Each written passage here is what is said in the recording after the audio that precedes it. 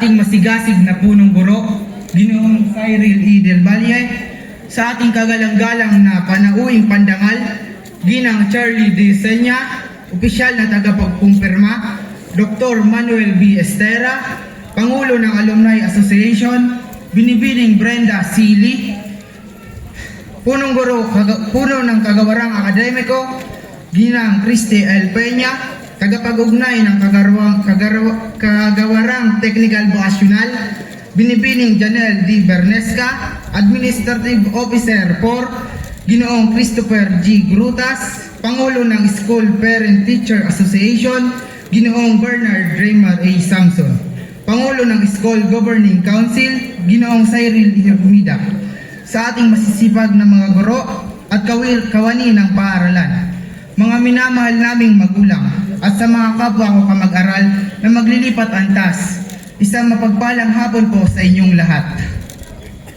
Isang karangalan at malaking kagalakan na kayo ay aming makasama sa napakahalagang okasyong ito, ang ika-11 taunang paglilipat antas sa pambansang mataas na paaralang bokasyonal ng Magallanes, na may temang mga nagsipagtapos na Pilipino handa sa pamumuno ng may kakayahan at mabuting pagkatao.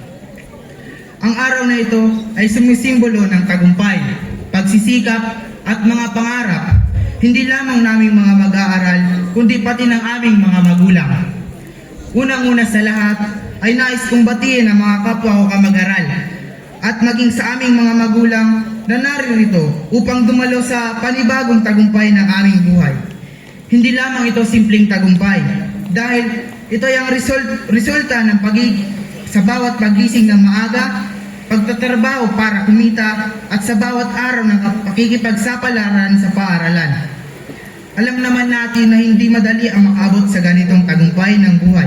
Minsan, napapaisip na lang tayo na sumuko, baliwala lahat ng mga ito. Ngunit, ang bawat paghihirap at pagluwa natin ay mayroong kaakibat na karangalan sa ating buhay. Hindi naman natin ito makakamit kung hindi tayo naghirap, kung walang sakripisyong inaalay. Ang tagumpay na ito ay hindi lamang tungkol sa mga medalya, sertipiko o maging sa diploma, kundi ito ay sumisimbolo sa karunungan ng bawat isa, mga kakayahan at maging sa katangiang ating taglay. Sabi nga ng aking minamahal na magulang, ang edukasyon ay kayamanan na hindi mananakaw ninuman. Ang ating mga natutuhan sa bawat araw ng pag-aaral ay mananatili sa tatatak sa ating isipan. Ito ay magsisilbing gabay at susi sa ating kinabukasan. Ngayong araw na ito ay ating masasaksihan ang isa sa pinakamahalagang pangyayari sa buhay nating mga mag-aaral at maging sa ating mga magulang. Ang pagtatapos at pagharap sa panibagong yugto ng pag-aaral. Ito ay ang bunga ng mga sakripisyo at paghihirap na ibinuhos nila para lang sa ating mga kinabukasan. Hindi lang ating mga magulang, kundi pati rin tayong mga mag-aaral. Dala-dala natin ang pag-asa at pangarap ng ating pamilya pagpasok sa paaralan.